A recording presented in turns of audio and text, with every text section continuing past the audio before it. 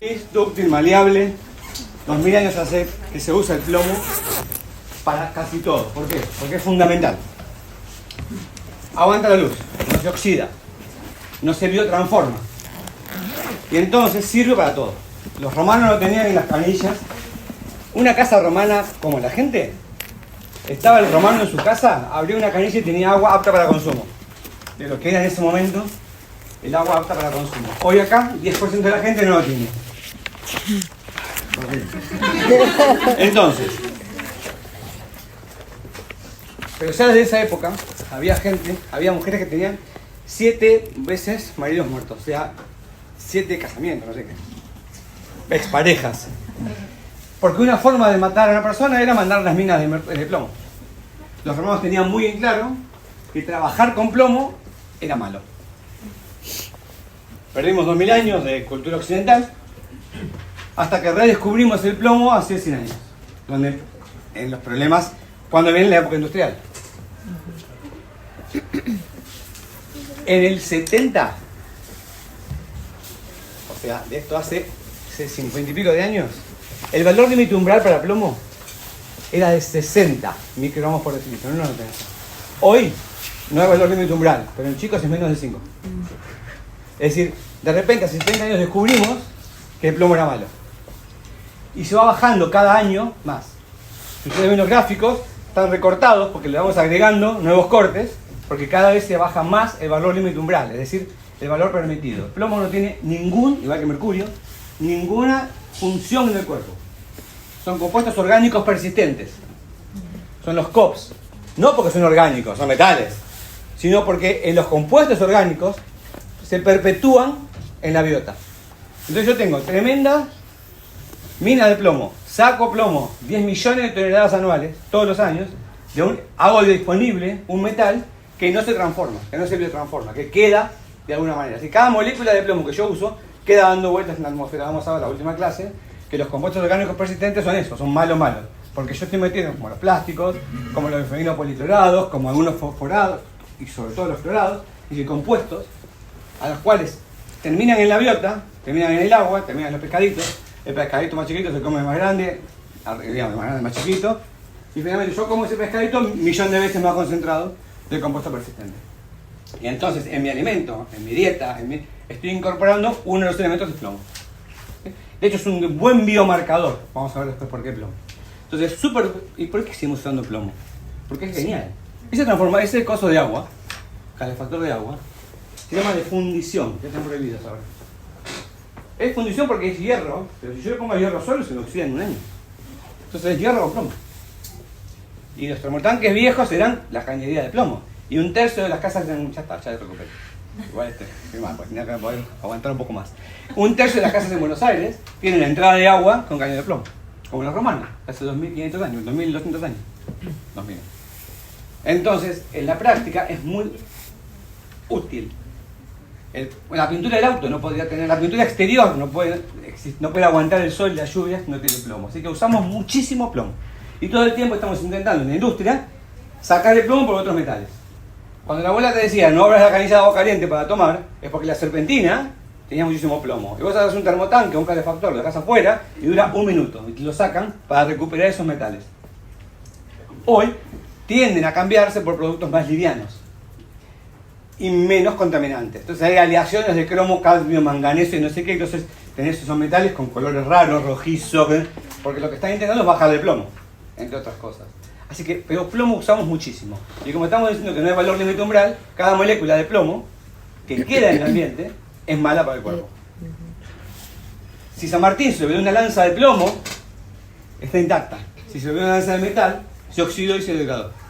Entonces el plomo, que yo quemo cables con plomo, tiro plomo en la atmósfera, quemo una batería de auto para reducir, que el 90% del peso de una batería de auto es plomo, y todo ese elemento que es malo y que no debería estar acá, sino que debe estar bien enterrado, se hace disponible.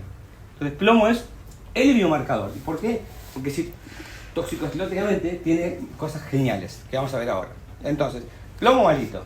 Es muy dúctil además. Si cuando éramos chiquitos, había de nuestros padres soldaditos de plomo. O sea, a los chicos les dábamos cosas de plomo para jugar. Y los autitos también eran de plomo. Y hacíamos, no me acuerdo, jugar con mi hermano a hacer pesas plomadas de plomo. Entonces quemábamos plomo, hacíamos un hueco en la tierra, poníamos una alfiler así, quemábamos plomo y lo poníamos en la tierra, hacíamos los dibujitos y teníamos una plomada. No necesitábamos, no pescábamos tampoco, creo, pero era porque es muy maleable. Si vos le pegás, fácilmente obtenés lo que querés. Entonces es muy dúctil, muy maleable, es muy fácil de trabajar. Por eso fueron los primeros metales que se sigue utilizando muchísimo. Ahora, ¿cómo es la cinética del plomo? El plomo está afuera. Supóngase que esta pared está llena de plomo.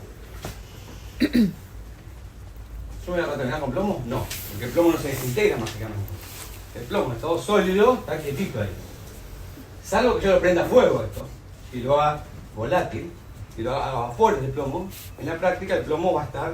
Así que el problema del plomo no es que estuviera en la tierra o que está en algún producto. El problema es cómo se hace biodisponible para ser absorbido. ¿De qué forma se hace biodisponible? Dos grandes formas. Vía inhalatoria.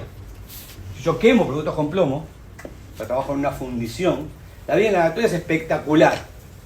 Casi 90% de las partículas que yo ingrese vía respiratoria se quedan en el cuerpo. Es muy eficiente, casi novedoso parece. Sería 100%, 90% es muy cercano. Y la vía oral, en adultos es medio pelo. Pero 10% se queda. Se absorbe poco, pero yo crónicamente absorbo 10%, bueno, pasa a ser más importante. Pero en los chicos pasa hasta el 40% de absorción. Ahora vamos a ver qué cuestiones tiene el chico a diferencia del adulto. Descubrimos hace 15 años que los chicos no se comportaban como el adulto en el plomo. Porque hasta hace 15 años repetíamos estupideces que estaban en todos los libros y no se condecía con la realidad. Es decir, hace 15 años que se empezó a dividir seriamente chicos y adultos en términos de plomo. Pero vamos a ver la de adultos, la que está en todos los libros. Porque la de chicos en cualquier libro medio pelo no va a estar. Está en el capítulo nuevo del libro que también está, lo pusimos, pero es ultra nuevo para la toxicología. ¿Sí? Pero vamos a el de adulto. El que sabe cualquier médico legista medio pelo de laboral, sabe plomo adulto. Tengo el plomo afuera. Ingresa, dijimos, 10% en adultos, 40% en los chicos, vía oral, y muy eficientemente vía inhalatoria. Ingresa, ¿y a dónde ingresa? Biofase, que es sangre. Sí. Metales sueltos en sangre nunca pueden ir. Entonces van a ir a esa proteína. ¿Dónde? ¿En qué proteína? La que está en el glóbulo rojo.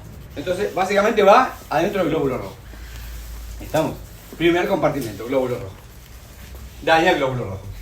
Así que voy a tener glóbulos rojos con cromátides diferentes o con fácilmente observables al microscopio, más frágiles, con posibilidad de que aumente la anemia por ruptura y además con mayor dificultad para sintetizar esa hemoglobina, porque va a unir la hemoglobina, con lo cual afecta a la sangre con el tiempo. Pero eso como está como 40 el plombemia. Estamos hablando de la época de los años 80. Ustedes tenían ni proyecto, creo, todavía en su familia. Cuando eso ya sabíamos que afectaba a la sangre. Y afecta mucho las enzimas de la síntesis del hemo. Y entonces está muy estudiado cómo afecta la síntesis del hemo. Porque la síntesis de la hemoglobina es lineal, es estúpida, es sencilla. Y entonces las cosas que afectan a la síntesis de la hemoglobina son fáciles de estudiar. Y entonces de ahí sacamos el famoso perfil plúmbico. El que no leyó para la clase perdió, porque es una clase magistral, no es una clase ordenadita con slides, pero voy a intentar hacerlo parecido a las slides. Entonces, ese plomo que va unido por cinética a la hemoglobina, va a dañar a la hemoglobina y va a dañar la síntesis de la hemoglobina. Y entonces ya sepan que vamos a usar eso como variable para estudiar el diagnóstico de los pacientes. La síntesis de los diferentes procesos, tanto porque sobren enzimas o porque falten enzimas, pero básicamente inhibe la síntesis. Es decir, rompe el glóbulo rojo e inhibe la síntesis del glóbulo rojo. Ergo da anemia. ¿Sí? Bien, va el glóbulo rojo. Y si queda el glóbulo rojo sería fácil. Le hago una examinotransfusión y lo arreglo. Pero casi nada es tan fácil en toxicología. Y entonces, ¿qué hace? Tiene reglas de intercambio con el resto de la economía. Entonces tiene una regla de intercambio. ¿En la sangre cuánto dura? 35 días de vida media. Por 35 o 40. Si solo se queda en la sangre, al cabo de 4 meses se acabó el problema. ¿Sí? Pero el problema es que se va a los tejidos. E intercambia con una cinética de un compartimiento con tejidos blandos, hígado, riñón, cerebro, de un compartimento diferente, o sea, esa sería tricompartimental, con el hueso, y el hueso además, la cinética del hueso es completamente diferente. El hueso cortical no es igual que el trabecular, de hecho se comporta muy parecido al calcio. Si uno mira una molécula de calcio que está afuera, la ingreso, tiende a irse al hueso, casi 1000 veces. Si tengo cantidad de calcio en el hueso versus en sangre o en el resto del cuerpo. ¿Sí? Esa molécula no se queda toda la vida en el hueso, solamente de vez en cuando intercambia. Eso es la cinética del calcio.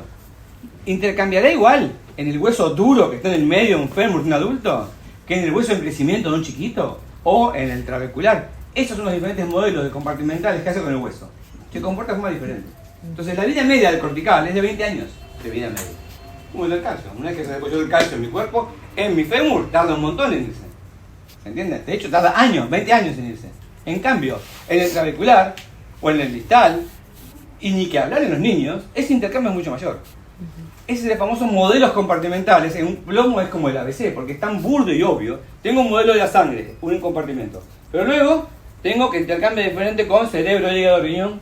Pero luego intercambio diferente con trabecular y luego diferente con cortical. Entonces son las reglas de intercambio que comienzan en la vida media, que es un lío. Porque la vida media al principio baja rápido, porque baja los tejidos, y después me queda por 20 años en el hueso de vida media. Adultos nada más, dije. ¿Qué cambió en los niños esa cinética? Dijimos, pero los chicos no leían los libros. Tenía un chico con 30 de plombemia, altísimo, al límite de internarlo. 4 meses después, ¿hacía todo bien? 5 plombemia. Si tenía que haber tenido 20. Lo que pasa es que la cinética del hueso, que es la que me da mucha vida media, era un chico diferente. Un chico con un hueso súper frágil, súper flexible, con poco calcio versus el del adulto. Y entonces, en el chico cambia por completo la cinética que estoy contando del adulto. Y entonces la vida media disminuye muchísimo, a 40, en todo el cuerpo, 40 días de vida media. Así que en 4 meses se acabó el problema y se acabó bien las cosas. En el adulto no es así. Todo es cinética, estoy hablando. Bien, se depositó, se intercambió. ¿Por dónde se va a ir? Se va a ir por riñón. Así que tengo que tener un riñón sano, que además me va a afectar el riñón, con una menocirugía y Fanconi. Entonces en la práctica hay una insuficiencia renal y tubular. Entonces en la práctica, ojo que es un órgano que va a tener daño. Pues estábamos en cinética, entonces se absorbió, diferentes formas de absorción, y vamos a las prácticas que hacen a la absorción en los niños. Primero voy a ver adultos nada más. Se distribuyó siguiendo modelos compartimentales y se eliminó por riñón. ¿Qué hace en el cuerpo? Muchas cosas. Inhibe diferentes grupos sulfidrilos, guitarra. Porque en la práctica tiene que ser mucho más para toda la clínica que van a ver ahora y no me lo justifican en el grupo sulfidrilo. Importa poco, porque nadie va a hacer nada con esos mecanismos de acción. Así que nadie está estudiando seriamente. No se sabe mucho más que en los últimos 20 años el mecanismo de acción del plomo. Yo creo que no se avanzó nada. Porque tampoco hay mucha importancia en eso. Así que mecanismo de acción con que digan, en casi todos los metales, inhibe grupos sulfidrilos y alguna cosita más, en el resto, medio que está con mecanismo de acción, en metales. ¿Sí? Ahora bien, ¿por qué el plomo es tan importante? Primero porque dura mucho. Y entonces es un buen biomarcador para la exposición ambiental y laboral. Yo tengo muchos contaminantes en el ambiente, pero ustedes ya estudiaron hidrocarburos, tolueno, cortísima la vida media. Benceno, cortísima la vida media. Así que tengo hoy benceno tetrasmucónico u ortocresol elevado. 2 semanas después ya está abajo. Entonces tengo que estar todo el tiempo buscando a ver en qué momento se impactó. Que tengo un chico, un adulto, impactado medioambientalmente por plomo, y va a estar muchos días, meses. Y entonces si lo encuentro fácil. No es que justo lo tengo que encontrar cuando hace el pico. Entonces para búsqueda de biomarcadores, de exposición ambiental a contaminantes, es muy eficiente seguir el plomo. Toda la Corte Suprema y todo el mundo busca plomo, chicos. ¿Por qué solamente el plomo? Porque como biomarcador es más duro. Y para que baje el plomo de sangre, tengo que hacer muchas cosas bien. Y esas cosas afectan a la mayoría de los otros biomarcadores, de los otros elementos. Pero vamos, manganeso, así que entonces al final, si bajó el plomo, hice las cosas bien. Incluso estoy seguro que bajé muchísimo los otros contaminantes. Es por eso que van a ver al plomo como biomarcador de contaminación ambiental. Por su cinética, básicamente. Entonces estamos con la cinética del plomo. Lo que hace es mucho daño. Entonces tienen 2 formas de ver la clínica o lo que hace. La clínica por sistemas, y a cada sistema que agarrar lo va a afectar. Entonces una pregunta puede ser, ¿qué órgano nos afecta el plomo? Entonces va a tener que empezar a hablar ahora de cada uno de los órganos. Vamos a empezar a desarrollarlo así. Pero de ninguna manera es un caso clínico. La vida real se presenta empieza un poquitito, pasan cosas hasta que finalmente hace convulsiones. Entonces yo le pregunto caso clínico, me dices convulsiones, revete de Barton, dolor abdominal, estás pensando en el paciente que nunca en tu vida vas a ver. Pues vamos a desarrollarlo por órganos, pero después lo importante es cómo se espera paso a paso que aparezcan los síntomas. ¿Estamos? Pero perdónenme, ¿por qué estoy hablando de clínica cuando no hablé de cinética de los niños? Bueno, hablemos de adultos, cerramos adultos y después veo la diferencia. Vamos a hacerlo sencillito, porque en cualquier apuntecito estaba así como esta lógica. Y entonces, ¿qué clínica produce el plomo? Dijimos que en la sangre produce clínica, ¿sí? Hace anemia. Anemia con un montón de acúmulo de aumento, de disminución de enzimas. Le vamos a usar para el famoso perfil plúmico. ¿Por qué? Porque como el plomo dura mucho tiempo en el cuerpo, entonces vos sos un trabajador que hace 10 años trabajabas, o 5 años trabajabas en una industria quemando cables, y quemando baterías, y reciclando baterías. Te echaron hace 2 años, trabajaste de médico. Y ahora volvés a mi empresa a trabajar a la fábrica, a una fábrica nueva. Te saco plomo, a los 2 días tenés plomo elevado. ¿Es mi culpa o de la empresa anterior? El plomo de sangre va a estar 1 en 50 veces, o sea, de cada una vez que encuentro, un gramo que encuentro, microgramo, que encuentro en sangre, va a haber 50 veces más en hueso. Entonces, en la práctica, estoy viendo el plomo que estaba saliendo del hueso despacito de hace 20 años. Y entonces, necesito un impacto actual. Y el impacto actual es enzimático. Y entonces busco en el perfil plúmbico, no solamente es la plombemia, el adulto, que tiene muchos años de plomo, porque tiene una vida media de 20 años, así que va a tener toda su vida de plomo, si estuvo puesto de plomo. ¿Entiendes? Pero busco algo que sea de ahora. Y lo de ahora es, por ejemplo, toda la lesión en el eritrocito. Cuando entre, se mete en el eritrocito en cantidades importantes. Y entonces, de ahí sacamos el perfil plúmbico. Y usamos, por ejemplo, la dehidrogenasas y protoporfirinas, algunas de las enzimas disminuidas o aumentadas del proceso de síntesis del hemo, que se usa en el adulto, especialmente en el laboral, para poder saber si este impacto de la plombemia es de ahora o es de antes. Porque si el perfil plúmbico da normal, no hay grandes ingresos ahora. Este plomito que estamos encontrando es el que va trayendo de poquito del hueso. Pero entonces, si igual se mantiene ese recambio por varios años, ¿no sigue afectando a la síntesis? No, faltó un detalle. Cuando uno ingresa plomo, está ingresando, entra por la sangre, hace todo eso, se deposita e intercambia. Pero los ingresos son grandes y se elimina, grandes y se elimina. Llega un momento que llega un equilibrio. Él estaba trabajando y tenía un equilibrio, tenía un problema de 45, por decir algo, grave, fea. Pero para elaborar podría ser. Deja de trabajar y va a bajar a la mitad en 20 años, como dejó de ingresar, de a poquito se va diciendo. Pero no tiene esos picos de ingreso que afectan las enzimas. Es el que va acercando el hueso. Y entonces, cada vez que ingresa, daña las enzimas y un montón de procesos del cuerpo. Y entonces hace daño renal, hepático. Una vez que dejó el efecto, deja de haber, el año que viene no va a tener daño renal, y el siguiente daño hepático, y el siguiente daño neurológico, porque deja de tener esos ingresos todo el tiempo. Tiene plomo porque saca el hueso, pero tiene plomito que saca el hueso, que es lodoso. Pero no tiene esos ingresos masivos de que está expuesto laboralmente. O sea, el perfil te habla de si es algo agudo. Exactamente.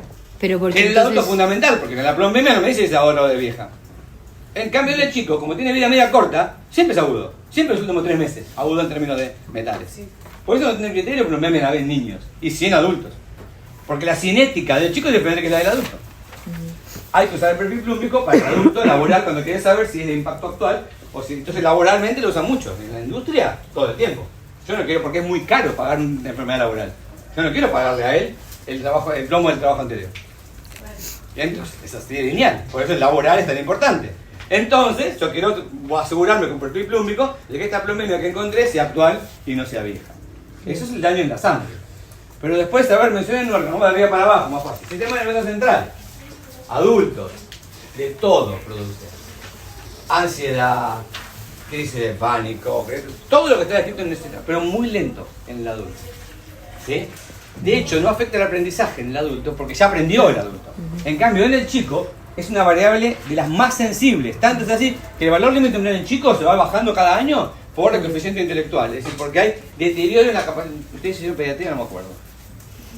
Bueno, hay pautas esperables para la edad madurativa de cada chico. ¿Sí? Bueno, no cumple las pautas madurativas, baja el IQ, el coeficiente intelectual. Es decir, tiene dificultades con la adquisición de nuevas habilidades y destrezas y eso y también en motricidad fina.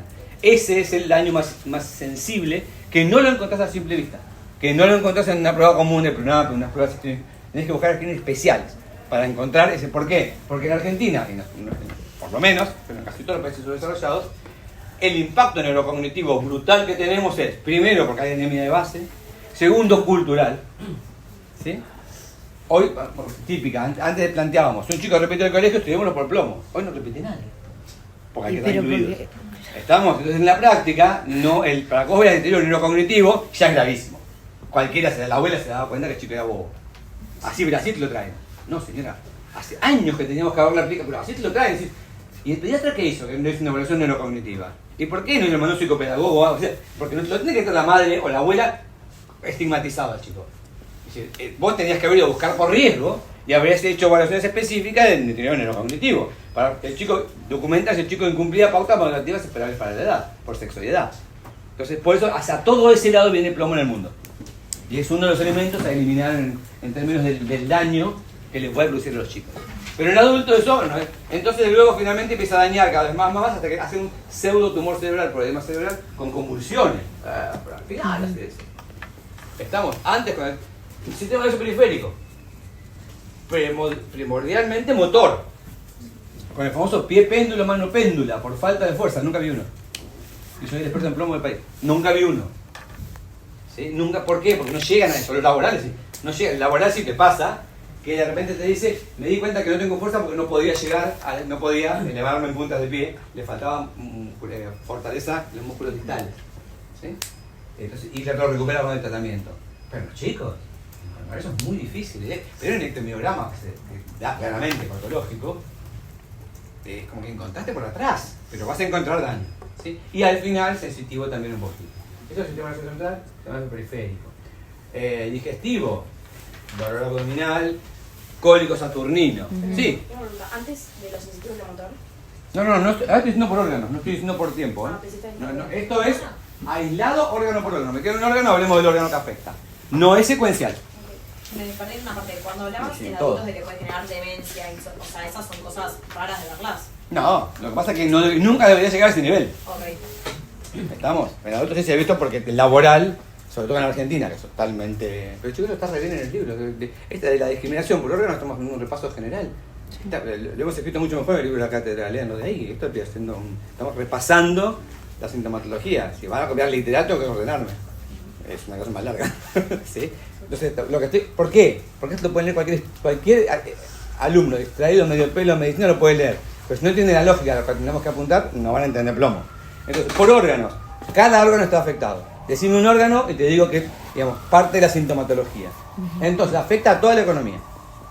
Estamos, órganos importantes que quería mencionar, ¿por qué? Porque lo periférico del nervioso sistema nervioso central, lo central del nervioso central, daño del sistema nervioso periférico, daño del sistema nervioso central, daño a nivel gastrointestinal, daño a nivel del riñón, todos los órganos de la sangre, todos se afectan. Pero cuando yo te digo, ¿cómo esperas encontrar a un paciente por plomo?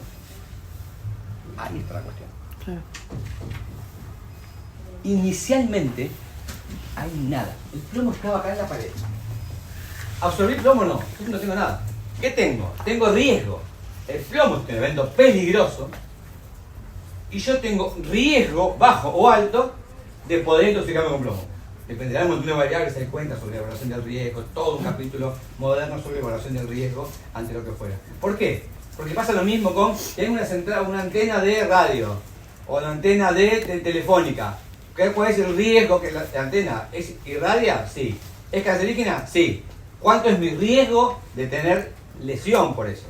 Estamos, celular en el bolsillo no corresponde en el hombre porque está cerca del testículo, en la mujer nunca cerca de la mama porque son probados cancerígenos. Ahora, el celular lejos y con un cable al auricular no tiene riesgo. Entonces es, ¿desde qué edad? ¿Cuántas horas? ¿Qué tecnología está un celular? Entonces, peligro, riesgo. Bien diferente, van a estudiar mucho eso en el futuro cuando ven la evaluación del riesgo, sobre todo para riesgo ambiental. ¿Sí? ¿Cuánta es la cantidad que le puedo meter nitratos a un producto antes de que sea cancerígeno? Bueno, estás evaluando riesgo-beneficio. Entonces, plomo está en la pared. ¿Cuál es el riesgo? En mi casa, tengo plomo lleno en la pared. Mal, porque es mala práctica. Tendría que ser una pintura no correcta o vieja. Pero una de cada 5 casas en Buenos Aires todavía tiene pinturas con altos niveles de plomo. Porque la ley salió en 2008. Cualquier casa pintada antes puede tener lo que quisiera de plomo. Entonces, típica escena de pH. La mujer tiene la licencia de embarazo con la panza así, le falta un mes. Y ya que está, voy a ponerla a pintarle el cuarto a la nena. Se ponen a descascarar las 5 pinturas de pH, removiendo el plomo, se intoxica el feto grave con plomo, porque hizo biodisponible al plomo, ¿sí? Que estaba tapado de las pinturas. Entonces la pintura está acá, si yo no hago cosas especiales para tener riesgo de ingesta, no va a pasar. Y acá diferenciamos cuál es mi riesgo para tener exposición al plomo. En mi casa, una pared con plomo, mi riesgo es cero. Yo no pongo la mano en la pared, no me llevo a la boca, no se va a incendiar la pared, no limpio la pared. Yo no tengo chance de tener, está mal, porque debería colaborar más, pero no tengo chance en la vida real de tener biblioteca con plomo. La señora que ayuda en casa, si limpiara la pared, podría, y no usara guantes, no usara medida de protección personal, podría tener exposición un poquito. Pero como es un adulto y no se llevaría las manos a la boca, mientras está limpiando, el riesgo es bajo. Ahora, mi hija, como tenía un año, andaba deambulando y tenía hábito de pica, que es comer la pintura de las paredes, tenía 1000 veces riesgo de exposición al mismo peligro. ¿Se entiende? Y entonces la práctica hace el riesgo. Y en plomo es eso, el laboral. Entonces, yo tengo que esperar a que venga un paciente convulsivando con péndulo la mano péndula. Soy pésimo. Tengo que evaluar el riesgo de esa persona a exponerse al contaminante. Entonces, estamos entrando en el capítulo de ambiental y laboral con metales. Porque vienen de ahí, básicamente. O de tu trabajo o del lugar donde vivís. Los metales y tu práctica.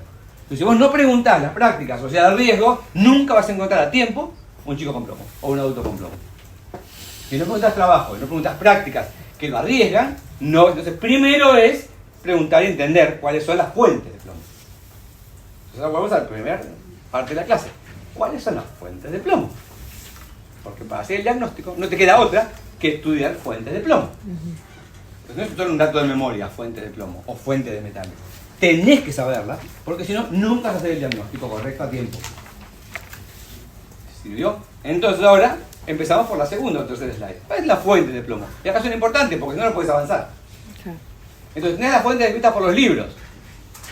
Y después las fuentes de verdad. La de los libros, el agua que viene por a través de la cañería de plomo. Los elementos de cocina con plomo. Es verdad que en los elementos esmaltados, o por ejemplo, vas a comer a las cabritas y te sirven en un cuenco de barro, una cazuela de algo riquísima. Y vos terminás de comer y ves que está haciendo de puntitos, porque era, claro, agarraron barro que tenía el plomo, lo cocinaron, y el plomo se extrae muy eficientemente con calor y con ambiente ácido. Y entonces no es una buena práctica, y si vos comieras siempre ese tipo de cuencos, sería un riesgo. Si vas a comer una vez por mes porque es muy caro, es probable que el riesgo sea muy bajo. Pero si en tu casa usás elementos esmaltados para cocinar, claramente no es una buena práctica. Es verdad, pero poco nosotros usamos elementos esmaltados para cocinar diariamente con elementos con plomos. Entonces, no es, si bien está descrito, los pacientes que encontrás por esa práctica es muy bajo. Pinturas. Hay toda una regulación de pintura. Si cumple la regulación, si yo pinto con la pintura de esa pintura plateada, tiene muchísimo plomo, porque tiene que aguantar la oxidación. Esta pintura no tiene plomo, porque es una pintura de interior, tiene 1000 veces menos por ley. En cambio, la de exteriores, o esta, porque está permitida para espacios de mucho tránsito, no para tu casa. Es una pintura de interior para espacios particulares, digamos, para espacios donde vos no deberías tocar la pared, no convivís con esto, no tenés acceso al piso y te vas, estás 3 horas y te vas. Entonces tiene permitido mayor concentración que la de tu casa, que es pintura de interior. Por eso no pintás con pintura de exterior el interior de la casa. Que si vos cumplís la norma, muy bajas. Salvo que estés pintando la pintura de los años 50, altísima. ¿Sí? Otras fuentes que te dicen, la nafta. En 1998, ustedes no existían todavía, ¿no? Sí. Se prohibió, no, bien, una 1998. vamos, dos, poco, cada vez más chico. Entonces, se reguló y no hay más nafta con plomo como antidetonante. Para que flote después, se le ponen antidetonantes. Se eliminó el plomo en las naftas. Entonces, cuando me dicen plomo, naftas y plomo, tiene 26 años esa bibliografía. Es vieja, es obsoleta. Ni México ya lo prohibió, hasta hace unos años ya lo prohibió eso. Lo reguló. Si tengo paciente de trabajo, hoy un día yo tenía que tener. Un segundo. No. Entonces, me habla. Acá, algo dice mal.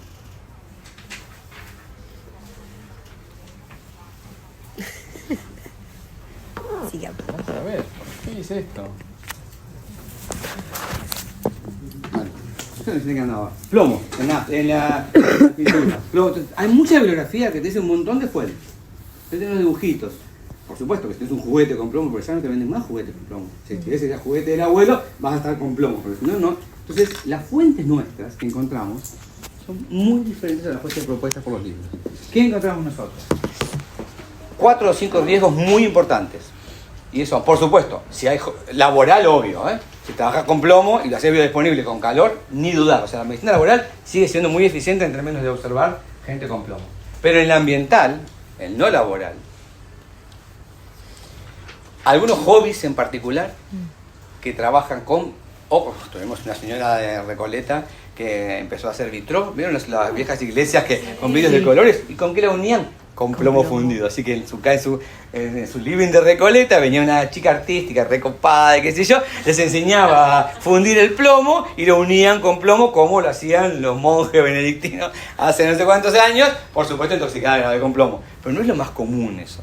Perdón, también hay algunos hobbies, algunas pinturas rojas, y algunas pinturas muy particulares que tienen altos niveles de plomo, los que hacen la maquetería, si los barquitos o los aviones a control remoto tienen algunas veces elementos, o los pintores, la famosa pintura el pincel que absorbe para afinar el pincel y está intoxicándose o con arsénico o con mercurio o con plomo, porque le da el color a esas pinturas. Pero no es lo más común. Lo más común que encontramos es dije que el acumulador o la batería de los autos tiene 90% del peso plomo. ¿Alguien alguna vez cambió la batería del auto o vio a sus padres cambiar la batería del auto? Sí. ¿Tuvo problemas para sacársela de encima? No la viste en tu casa. ¿Por qué? Porque la compran. Nadie deja una batería suelta, porque 90% de eso es plomo y 90% de eso, de ese peso, es mucho plomo, con lo cual es muy caro. Eso, mucho más que lo que te pagan. De hecho, se pagan mucho hoy las materias primas. Somos exportadores de cobre, no tenemos una mina de cobre nosotros, por eso te roban el cobre y el bronce de todas las canillas, porque de toda la calle. ¿Por qué? Porque es muy caro. Las materias primas son caras. Y entonces el plomo acaba de chocar los trenes porque robaron los cables de señal eléctrica, de señales. Y esos cables, ¿por qué tienen plomo? Porque lo único que protege bien es el cable del exterior para la intemperie, porque no biodegrada. Puede poner plástico, pero al final, si no tiene una capita de plomo, finalmente termina siendo afectado ese cable. Y entonces se roban sistemáticamente los cables para reducir y sacar el cobre y el plomo y venderlo. Entonces, cualquier reciclador urbano o cartonero en mi época que junta cartones y todo el metal que pueda, está manipulando metales. Está manipulando cartones los cartones, la impresión de cartones, tiene mucho plomo. Porque es industrial, no debería ser para domicilio y para trabajo. Y si son chicos, vamos a ver después por qué aumenta tanto la posibilidad de que absorba plomo, pero al final lo digo a los chicos. Entonces, los cartoneros o recicladores urbanos tienen muchísimo riesgo. Ni que hablar si les llevan los metales y los reciclan en el fondo de su casa. Ustedes van por el conurbano y ven un montón de incendios. Aún en verano. ¿Qué están haciendo? Reduciendo metales. ¿Sí? Viven de eso. ¿El reciclado qué es reciclado? Papel, no tienen papeleros. Son recicladores urbanos, porque lo que hacen es juntar los RAE, los elementos electrónicos, o los elementos o los metales, llevarlos a su domicilio, reducirlos y luego venderlos como materia prima. Y ese es por lejos el mayor riesgo que tenemos. Cuando empezamos que tenemos hoy día, cuando empezamos con el tema de la cuenca Matanza-Riachuelo en 2008, nos citaron porque había la cuenca, el día, si nos da el tiempo al final les cuento cómo es la historia, pero al final de cuentas había gente con plomo y no entendíamos por qué. Entonces dijimos, bueno, debe ser el riachuelo que está contaminado. Tomamos la muestra del riachuelo y dio que había plomo. Después, cuando veamos ambiental, hablamos un poquito más. Pero entonces estudiamos con plomo a los chicos. ¿Y por qué? Porque estamos cerca del riachuelo. El riachuelo es un río bajo, de llanura. Cada vez que viene el sudeste, sale el riachuelo, se inunda. Y entonces inunda la casa de la gente pobre con piso de tierra. Y entonces los pobres chicos se intoxican con el plomo. Esa es la lógica de los genios de la toxicología del país. Incluyéndome, éramos 5 representantes de cada hospital. Entonces estudiamos, por un momento, el riachuelo. Estudiamos a todos los chicos del riachuelo. Este tiene plomo, este no tiene plomo. En otra casa, en la misma casa, uno con plomo, otro sin plomo. Se nos cortaron todos los libros. Agarramos a uno, 5 meses después le iba plomo. No teníamos ningún elemento en los libros nuestros que explicara esa dinámica. Ahí entonces buscábamos por fuentes, claro, por toda la lógica de esta sociedad. Tengo una mina de plomo, Abra Pampa, en Jujuy.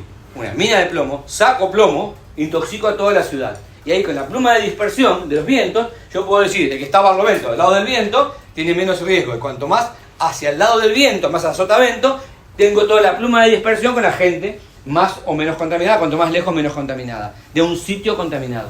Pero acá encontramos lo que al mismo tiempo llegamos a la misma conclusión con la gente de España, de India y de Sudáfrica, al mismo tiempo, hace 8 años, llegamos a la conclusión, pero el nombre maldito se lo puso genial, el Barriga, que es nuestro capo de México de PNUD, que le puso minería urbana. Lo que dijo fue, no hay una mina grande, hay muchísimos puntos en las ciudades. Y cada punto de reciclado es como una mina que produce contaminación. Y entonces, esta familia está contaminada y 2 familias acá no están contaminadas. Porque la práctica es una pequeña quema en el fondo de su casa. Y ese plomo queda para siempre en esa casa. Así que es ahora o 5 años atrás que quemaban. Pero está en el patio de la casa lleno de plomo. ¿Se entiende? Entonces, las fuentes nuestras son de reciclado, es la forma en la cual se decidió hace muchos años que se iba a hacer reciclado. Casi no hay esfuerzos en minimizar el uso. Nosotros no tenemos, y la segregación en origen ni hablar. Nosotros tenemos mucha teoría de cómo segregamos, cómo hacemos compost, pero después vos tirás y se mezcla casi todo. Ahora Capital un poquitito empezaron a hacer en los últimos 5 años, pero en tu casa no segregás, seriamente. Y segregás, tenés que pelear para que segregue, y ni que hablar en la provincia. 2 tachos, y después como los mezclan, y los querés matar. Sí. Entonces, en la práctica no hay trabajo sobre segregación en origen. ¿Cómo es nuestra forma? Asociada a el reciclador urbano. Un pobre que se mete en la basura a separar lo que es reciclable. Esa es la estrategia formal. No es que la gente se lo decidió hacerlo. Se apoyó, hay cooperativas que hacen eso y pasa acá y en el resto del mundo subdesarrollado. Es una estrategia mundial de reciclado. No es que nos ocurrió a nosotros nada más. Es una forma de reciclado, de minimizar el impacto de los basurales. En vez de disminuir la producción, cualquiera que haya ido a la montaña y haya tenido que llevar su mochila y traer todos sus restos una semana después, sos consciente del volumen de restos que generás solo por vivir en un ambiente sin consumo. Imagínate además si elijo consumir o tirar y desgastar. Bueno, el plomo en ese sentido es muy malo. Cada molécula de plomo queda en el ambiente. Entonces, ¿por qué me fui a ambientar si teníamos que estar en diagnóstico de plomo y fuentes? Reciclador urbano. Sí. ¿Y el cigarrillo?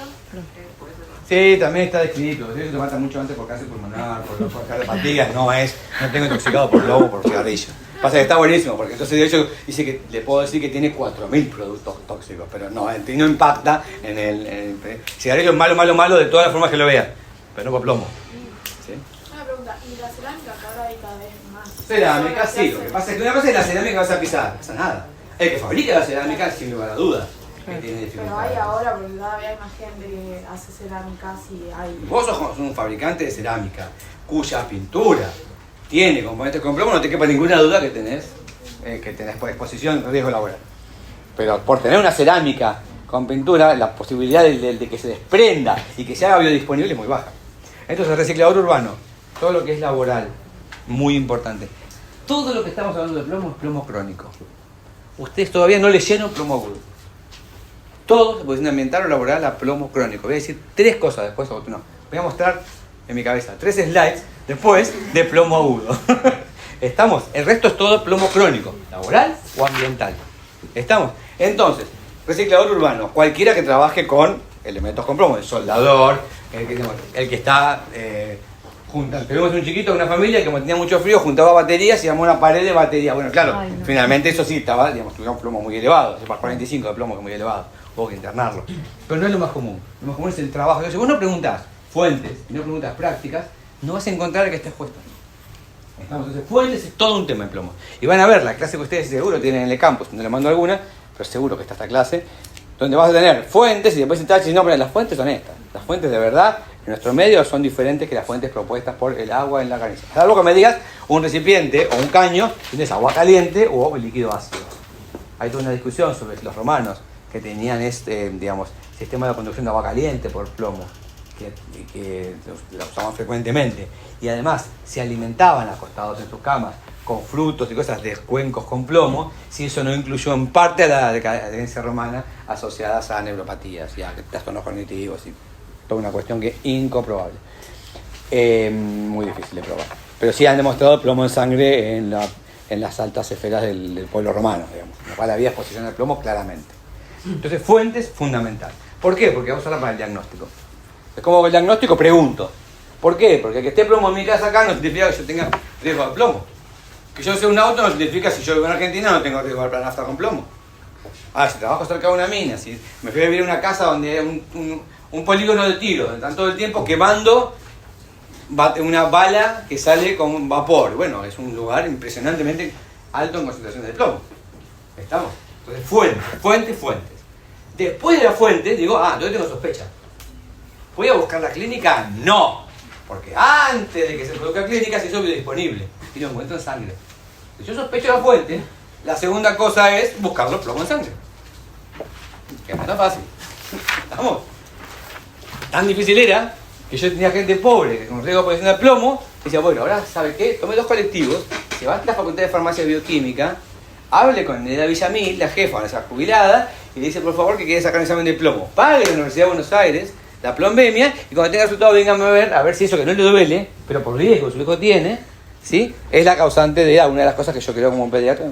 Entonces, cuando el secretario de Salud en el 2007 me preguntó una vez, me dijo, Gabo, venga, todo muy serio, un personaje, Gabo, dígame, tengo acá la Corte Suprema que me dice cuánta gente tengo con plomo.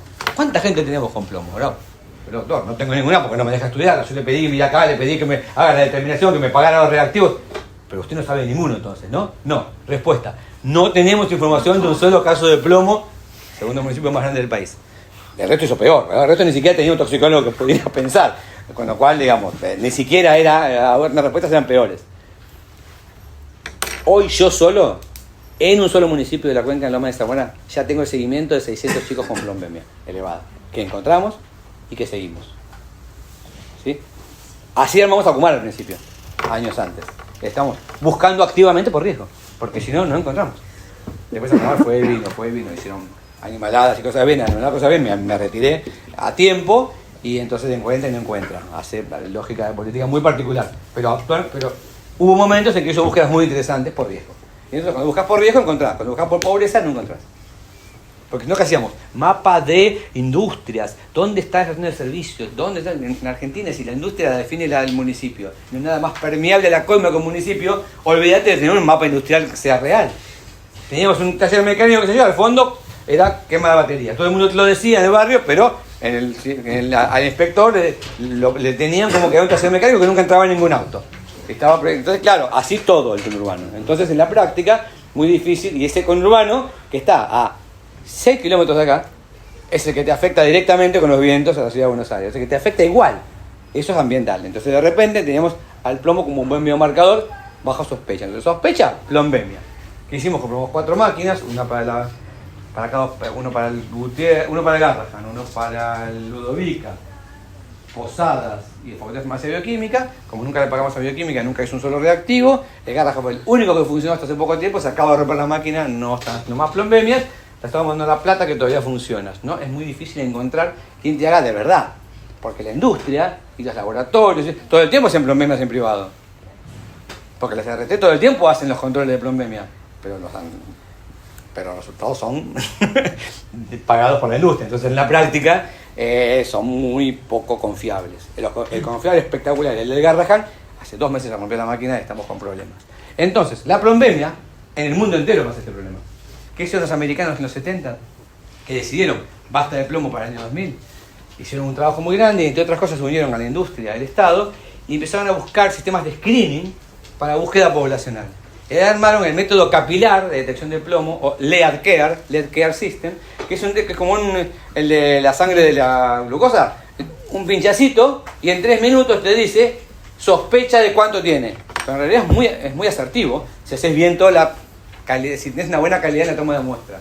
Entonces el método capilar para el plomo no sirve como diagnóstico, porque yo veo un numerito que me dice, los americanos tienen para imprimir todo, yo acá, y un bioquímico que te firma. Acá en la práctica es, créame señor juez, tengo 32 de plombemia, pero nunca te da falso positivo. Es decir, que si dice 32 será 32. Perdón, nunca te da de menos. Entonces puede ser que haya detectado de más porque se contaminó, porque la mano estaba sucia, porque no... Pero si tiene 10, tiene 10. Menos de eso no va a tener. Entonces sirve muy bien como screening. Luego se valida con espectrómetro de absorción atómica. Entonces el Lead Care es un método espectacular, en el mundo se usa, por supuesto hace 2 años que no compramos reactivos nosotros, así que Acomar tiene muy poquitos que los escatima, pero es un método mucho más barato de screening. Entonces se puede hacer por método de capilar, en 3 minutos me dice el numerito, no tengo que esperar un mes que el Garrahan me informe, o ahora La Plata, me informe el valor del plomo, sino que tengo la sospecha y ya empiezo a actuar. ¿Sí? Así se busca, así encontramos los casos, haciendo operativos de búsqueda activa de gente de riesgo. Entonces dije, lo pienso, lo busco en sangre. Una vez que lo busco en sangre, el paso siguiente es, bueno, ¿era adulto o era niño? Porque si es adulto tengo que hacer un perfil plúmbico, para saber si es actual o viejo. Si es niño, ya está, me alcanza, sé que de ahora. Entonces tengo que hacer un tratamiento específico. Estamos, así que el diagnóstico es por fuentes, por plombemia. Si es adulto y tengo discusión si es agudo o crónico, hago perfil plúmbico. Y con la plombemia, linealmente ya sé qué tengo que hacer. Depende del valor de plombemia, me manda en lo que tengo que hacer. Entonces, ¿por qué es esto? Porque a mayor nivel de plombemia, mayor gravedad. Entonces, ¿cómo era un típico caso clínico por concentración de plomo? Tenemos dos niveles, miren un segundo. Uno de pediátrico y uno de adulto. Y van a ver que siempre la clínica es mucho antes en el chico que en el adulto. Pues en el chico el valor límite umbral siempre es menor, porque impacta más rápidamente al chico. ¿Por qué impacta más rápidamente al chico? Porque está en edad de crecimiento. Porque el chico absorbe mucho más rápidamente y más eficientemente. ¿Por qué absorbe más eficientemente? ¿Cuál es la diferencia entre el niño y el adulto para que la absorción sea hasta 20 veces mayor que la del adulto? El volumen de minutos, ¿no? Tiene momentos que te volvemos Más basal el niño, pero permeabilidad. todo va más rápido. ¿Más qué? Permeabilidad en los capilares, ¿no? A nivel... No, primero, el plomo dijimos que la cinet, salvo el laboral, donde estoy inhalando, el plomo después el niño ¿dónde le va a entrar? ¿Cómo va a ser la vía de ingreso del niño? Vía oral. Vía oral. Para empezar, los chicos llevan mucho más las manos a la boca, Claro. se lavan menos que los adultos. Es raro que una mujer no se lave menos de 4 veces las manos, a la mañana, a mediodía cuando cocinó y lavó los platos, a la tarde y a la noche por lo menos 4 veces. Los chicos del conurbano no se lavan las manos. Entonces los chicos, y además están mucho más cerca del suelo, ni que hablar si gatean o se llevan objetos a la boca. ¿Sí? Ni que hablar si tienen hábitos de pica. Así que hay una práctica que hace que el chico esté más expuesto. Pero además hay cosas que el chico ese puede estar haciendo en el hábito higiénico y en el hábito dietario que le van a cambiar dramáticamente la concentración. Por eso en la misma casa, con la misma fuente, puede tener un chico con plomo y uno con nada de plomo detectable. ¿Cuál es la práctica? Si dijimos que era vía oral, yo tengo las uñas negras, sucias así, llenas de tierra y plomo es un equivalente para nosotros. Porque como el plomo está, no se diferencia, si hay tierra de plomo, hasta que demuestre lo contrario. Uña larga, así, siendo un varoncito que juega con el padre, acompañándolo al taller, 100 veces más que la chiquita que ayuda a la madre a cocinar. Misma casa, mismas edades, gemelito, pero uno es, o mellecito, pero uno, por práctica y por higiene, se lleva más la mano a la boca, se come las uñas, no se las come. Se lava las manos antes de comer, no se las lava antes de comer. Impacta por completo en la vía de ingreso. Primera cosa. Por eso el tratamiento va a ser tratamiento higiénico dietario. Y es cortado de uña, lavado de manos, separarlo del ambiente contaminado, porque tienen celular pero no tienen pasto en la casa. Maravilloso esto. Lleno de territorio bonaerense, lleno de terrenos grandes, lleno de mugre, sin pasto. Mi abuela, culturalmente, y no era una persona rica para nada, si le dabas cualquiera de esas casas de conurbano, el primer día sacaba toda la basura afuera, segundo día punteaba la tierra, el tercero tenía pasto con su margarita, una cuestión cultural. El pasto, ¿qué hace? Cuando vos tenés un barro, cuando llueve, esa tierra la entras a la casa. El perro, que todavía tiene perro en el conurbano, tiene perro, el perro entra a la cama del chico, y estaba gateando el chico con ese barro. Y cuando hace mucho calor, esa tierra que entra a la casa. Con el pasto generás un sistema de buffer, y además lo pesado, si va para abajo, vos tenés pasto, tirás arena y se va al poco tiempo. Es decir, el pasto sirve como sistema de... Simplemente tenés que regarlo. Bueno, cuando conozcan las casas de conurbano, de las personas más pobres, son terrenos baldíos llenos de basura versus pasto. Y eso es cultural 100%. ¿Sí? Y entonces aumenta el riesgo. A eso, o le metés pasto, le metés plástico o un cemento y lo aislás.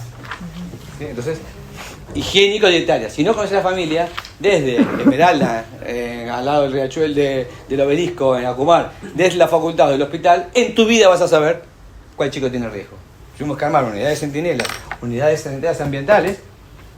Al principio llevamos muchos médicos, muchos expertos, me cansé de eso y ahora tengo 4 promotoras, 2 trabajadoras sociales, 2 psicopedagogas, una psicóloga y 2 chicas del territorio que no tienen ni primario.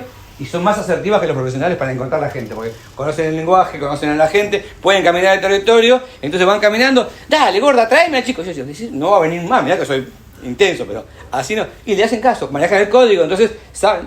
Le decís al doctorcito mucho, pero bien que el otro día que estabas quemando cable. Y entonces de esa manera estamos encontrando a la gente en el territorio. Ya encontré 800, de los cuales 600 tienen plomo elevado. ¿Se entiende? De esos, 85% dejaron de tener plomo. Por las pautas higiénico-dietarias. Porque créanme, no conseguí subsidios, no conseguí tarjeta alimentaria, no conseguí mejoras habitacionales. Las que conseguí eran chapa y techo. Decía, el plomo lo tengo en el piso. El servicio social, esto es lo que tenemos, doctor.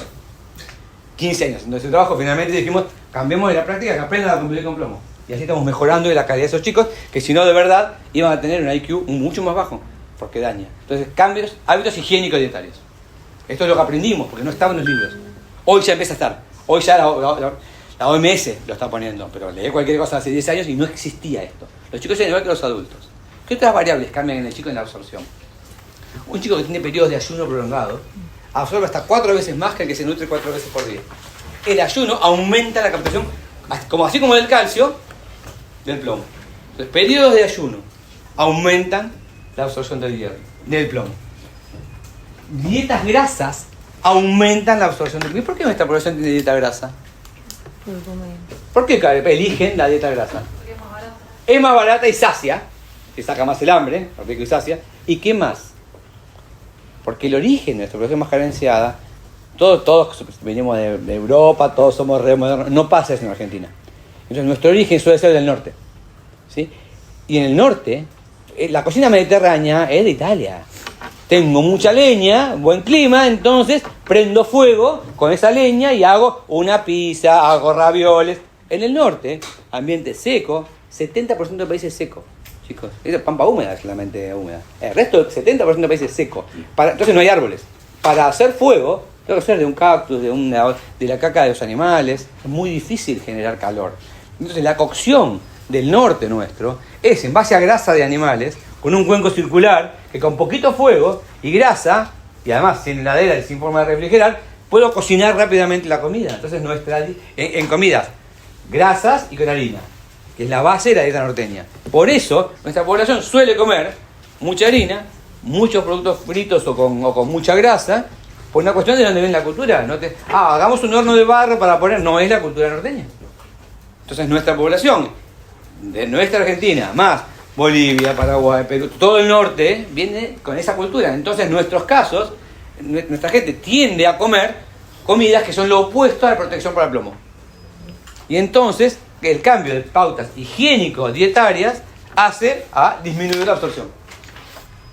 O por lo menos disminuir la vida media. Podemos discutir si es porque disminuye la absorción o porque no se queda en el cuerpo y se va. Hay alguna discusión todavía, falta todavía un poquito más ahí. Y entonces, ¿qué es mi tratamiento? Le doy hierro, polivitamínico, le hago cortar los uñas, lavar las manos. Gómez no está sentado en la mesa. Entonces antes se va a lavar las manos. Es lo que hacía mi abuela con nosotros.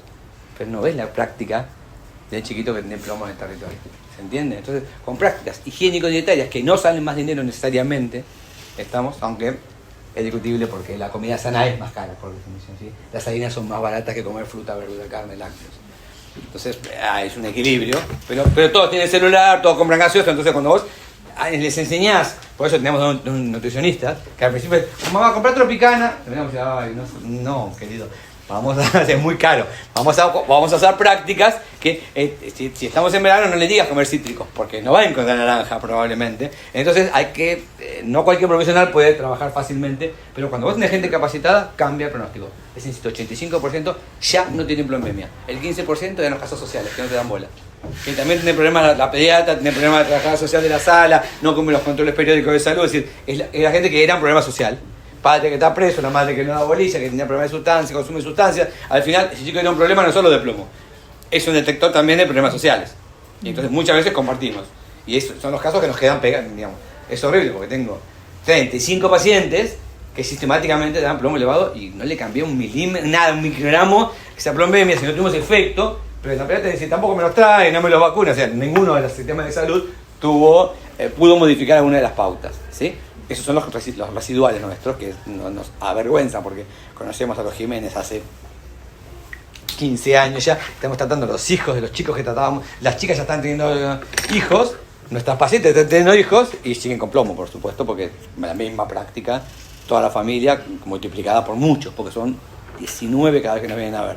Entonces, pero la clave es la práctica. Si no conoces la familia, no conoces fuentes y no podés cambiar prácticas, en pediatría seguro y en mujer embarazada no vas a tener éxito. Entonces, ¿y la clínica dónde está acá? Ni empezar a hablar de clínica todavía. Porque es al final. ¿Se entiende? Al final voy a ver qué clínica tiene el paciente. ¿Cómo es la secuencia? Empieza chiquitito y en el adulto un poquito más alto. ¿Pero en qué nivel? No hay valor límite umbral para chicos hoy. ¿Sí? Hoy en Estados Unidos es 2,4, en Argentina 5 para pediatría, microgramos por decilitro, el valor límite umbral. Pero sí decía hace rato que dijo que no hay valor límite umbral. Cualquier valor puede ser dañino. Y en adulto ponemos en 10 en el ambiental. ¿Y en 10 por qué? Y en 5. Porque ya está súper demostrado el deterioro coeficiente intelectual, el deterioro neurocognitivo y de motricidad fina. Y después empiezan cosas que son irritabilidad, trastornos en la absorción de vitamina D. Que sepan, la mitad de la gente en Buenos Aires tiene trastornos de absorción de vitamina D según los laboratorios. Así que algo está fallando ahí. No puede ser, estamos todos enfermos. En 20 empieza hipertensión arterial. O sea, un chico con 6 tiene plomo elevado. Y hasta que no tiene 20 no tiene hipertensión. Si los pediatras tomaran la tensión arterial en los chicos. Además, ¿no? Entonces, en la práctica, no hay forma que alguien te traiga un chico y pienses que tenga plomo elevado. Nunca lo vas a encontrar por clínica. Así empezamos como toxicólogos, enseñarle a la gente de la cuenca cómo eran las intoxicaciones. Entonces íbamos municipio por municipio, los expertos de universidad y los hospitales toxicológicos, a recordarle a los pediatras lo que habían estudiado cuando estudié. Entonces les explicábamos cromo, tolueno, plomo, mercurio. Nunca un pediatra me derivó un chico asertivamente con plomo, con esa lógica. ¿Sí? Porque para cuando hace clínica es tarde. Ni que al hospital, no al toxicólogo del territorio. Estamos. Entonces, las primeros síntomas son totalmente inespecíficos. Si me gripe, astenia. Yo esta mañana, chicos, tengo una plombemia, no me levantaba ni con... En la práctica son tan inespecíficos que nunca, si no pensaste en la causa, en la fuente antes, no se te ocurriría pedir una plombemia, que es tan complicado de pedir. ¿Se entiende? Y para cuando hace clínica, está con 40. Anemia, aparece con 40 de plombemia. Lo interno con 40. ¿Por qué? Porque estaba eso en los libros cuando 60 era valor límite umbral. Simplemente no juntaron la clínica con el valor límite umbral. Siguen repitiendo los apuntes, clínica de plomo, como que en la época aceptábamos 60 de plombemia. Hoy estamos en 5 o por debajo de 5. Entonces no esperás clínica de plomo. Si esperás clínica llegaste súper tarde. Hiciste todo mal. ¿Estamos? No vino la docente. No, ya sé. ¿Qué pasó? No está de vacaciones. ¿Pero a quién más No la maten porque pobre, vamos a dejar que viva. No, tiene que